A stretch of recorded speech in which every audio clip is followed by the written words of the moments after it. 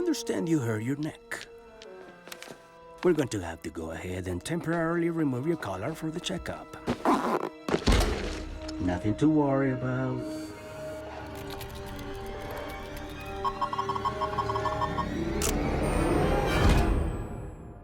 I don't think everyone really understands what goes into telling these stories. Sometimes the movie you start out with is not the movie you wind up with, and it's an incredible adventure that story takes you on during the making of one of these films.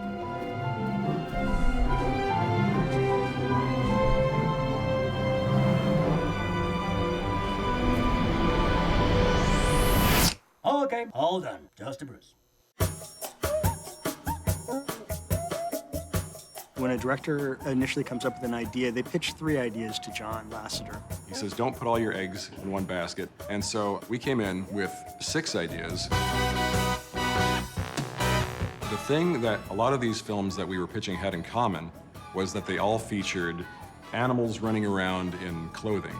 John really responded to the animal idea. Disney hadn't done a animals and clothes movie in a long, long time. There's a lot of things that excited me about Zootopia when I came on. One thing was that for the first time, we were going to take those great 2D designs that are so classic Disney, and we were going to do it in CG. I grew up on Robin Hood, and John grew up on Wind in the Willows. The Wind in the Willows, it's the Mr. Toad film, and that was kind of a social satire. These animals in clothing stories feel like modern-day fables, and it allows us to kind of talk about what human beings are like with their animal counterparts. Byron started with that. He wanted to tell a story of the bias that human beings can use towards one another and tell it through an analogy or a metaphor with animals. And that really started us on the journey of, well, what if you had a character that was a predator and a character that was a prey animal, so opposite from one another, and they have to get along? And that was the basis of where Zootopia came from. From our research, we really discovered that in nature, the ratio of prey animals to predators is 10 to 1.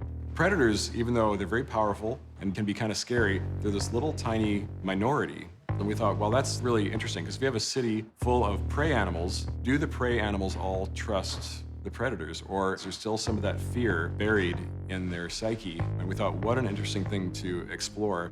And it led us to this concept of thinking about, well, what if the prey were in charge?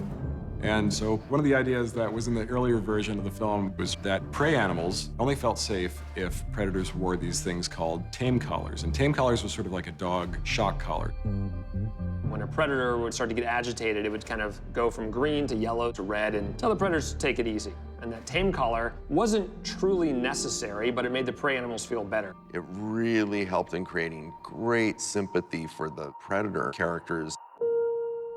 We also had a very poignant moment where this adult polar bear was giving his 5-year-old son his first tame collar. And it was a very emotional scene. The day he becomes a big bear. The little polar bear was very excited to get this collar because it meant that he was grown up. But his father was so upset that he was never going to be free again.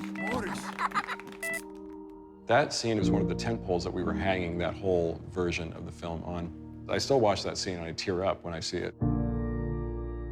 At that time, Nick was the main character of the story. They make all the rules. That's the real ripoff. There's a cynical character, and you really get to see his plight in the world. As we're putting the film together, we screen it internally a lot. To directors and writers and story artists who look at each other's films and really give critical notes and thought. The film, during these screenings that we have about every 4 months, wasn't making the progress that we'd like to see. Listen to me. That is not what happens when you take your collar off. But we kept getting notes talking about the fact that ultimately the collars really felt negative in a way that you didn't like the world.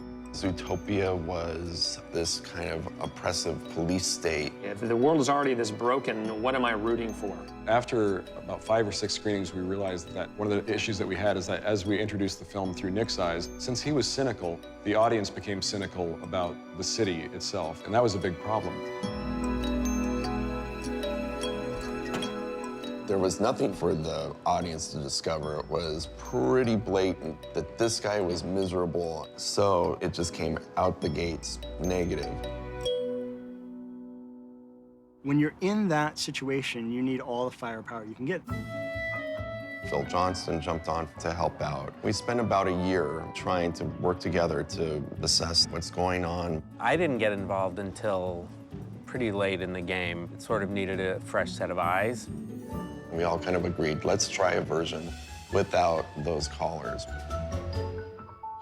And many, many months into production, even though we had had Nick as our central character, we thought, well, maybe Judy should be the one who is telling you the story. Oh, something is going on, and you are going to tell me. Once we started to explore from Judy Hopps' point of view and had her be the protagonist of the film, it really fundamentally shifted the film, and we just knew it was right.